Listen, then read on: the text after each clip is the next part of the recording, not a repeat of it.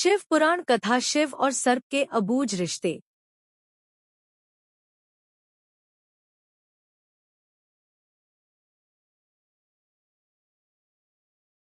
भगवान शंकर जिसके आराध्य हों या फिर अगर कोई साधक भगवान शंकर का ध्यान करता हो तो उनके बारे में कई भाव मन में प्रस्फुटित होते हैं। जैसे कि भगवान शंकर त्रिशूल लिए साधना पर बैठे हैं। उनका तीसरा नेत्र यानी भ्रिकुटी बंद है। उनकी जटाओं से गंगा प्रवाहित हो रही है। उनका शरीर समुद्र मंथन के समय विषपान करने की वजह से नीला दिख रहा है। भगवान शंकर की जटाओं और शरीर के इर्द गिर्द कई सांप लिपटे हुए हैं। शिव के मस्तक पर एक और चंद्र है तो दूसरी ओर महाविषधर सर्प भी उनके गले का हार है। उनके परिवार में भूत प्रेत, नंदी, सिंह, सर्प, मयूर व मूषक सभी का संभाव देखने को मिलता है। साधन क्रम में विचार सागर में कई विचारों का आगमन होता है। भगवान शंकर के बारे में कई कथा कहानियां पुराणों, धार्मिक ग्रंथों में वर्णित है। उनसे जुड़ी कई कथाएं साधकों को उनसे जोड़े रखती है और साधकों के लिए वह प्रेरणादायी भी है।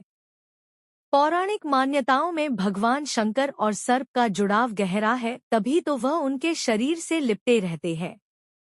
यह बात सिर्फ मान्यताओं तक ही सीमित नहीं है, बल्कि यह इस कलयुग में भी हकीकत में परिलक्षित होती दिखती है। यूं तो भगवान जनता जनार्दन के लिए अपनी कृपा बरसाने में अति दयालु है, लेकिन कहते हैं कि अगर आपको भगवान शंकर के दर्शन ना हो और अगर सर्प के दर्शन हो जाएं, तो समझिए कि साक्षात भगवान शंकर के ही दर्शन हो गए। हम चल रहे हैं राजस्थान के माउंट आबू में। माउंट आबू राजस्थान का इकलौता हिल स्टेशन है जो अर्धकाशी भी कहलाता है। पौराणिक मान्यताओं और पुराणों के मुताबिक माउंट आबू अर्धकाशी इसलिए कहलाता है क्योंकि यहाँ भगवान शंकर के 108 छोटे बड़े मंदिर हैं। दुनिया की इकलौती जगह जहाँ भगवान शंकर नहीं, उनकी शिवलिंग भी नहीं, बल्कि उनके अंगूठे की पूजा होती है। माउंट आबू में ही अचलगढ़ दुनिया की इकलौती ऐसी जगह है जहां भगवान शिव के अंगूठे की पूजा होती है। भगवान शिव के सभी मंदिरों में तो उनके शिवलिंग की पूजा होती है, लेकिन यहाँ भगवान शिव के अंगूठे की पूजा होती है। यहीं पर एक मंदिर है पांडव गुफा के करीब, जहाँ के बारे में कहा जाता है पांडवों ने अज्ञातवास के दौरान कुछ समय यहाँ बिताया था। शिव मंदिर में बीते सोमवार को भगवान शंकर को जल और दूध से नहलाने पहुंचे श्रद्धालुओं को लगा जैसे भोले एक विशालकाय नाग के रूप में प्रकट हो गए। मंदिर भोले की जयकारों से गूंज रहा था। शिवलिंग पर जल, बिल्व पत्र, भांग, धतूरा, फूल आदि चढ़ाए जाने का क्रम जारी था। तभी एक विशालकाय सर्प न जाने कहां से आकर शिवलिंग से लिपट गया। इस नाग का आकार लगभग 6 फीट का था। इस बीच कुछ लोगों ने डरते डरते शिवलिंग पर जल भी अर्पित किया, लेकिन नागराज कई घंटों तक शिवलिंग से लिपटे रहे। सावन का दूसरा सोमवार और शिवलिंग पर जल चढ़ाने का सिलसिला चलता रहा। इस बीच नाग की अटखेलियां भी जारी रही। वह कभी शिवलिंग के ऊपर बैठता तो कभी शिवलिंग की चारों तरफ लिपटकर बैठ जाता। लोग हैरान थे, लेकिन जो लोग वहां थे उनके मुताबिक यह हैरानी उस सांप को नहीं थी। वह शायद निर्भय होकर आनंद की अनुभूति कर रहा था। इतने लोगों के बीच कोई सांप लगभग 6 घंटों तक शिवलिंग से लिपटा रहा।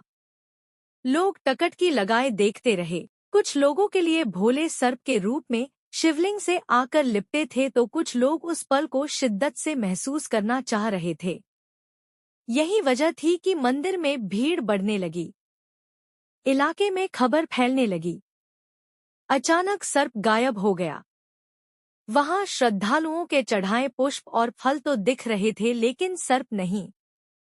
सांप इंसानों के लिए खतरनाक होता है, लेकिन यह बात भी सच है कि उसे हम इंसानों से ज्यादा डर लगता है।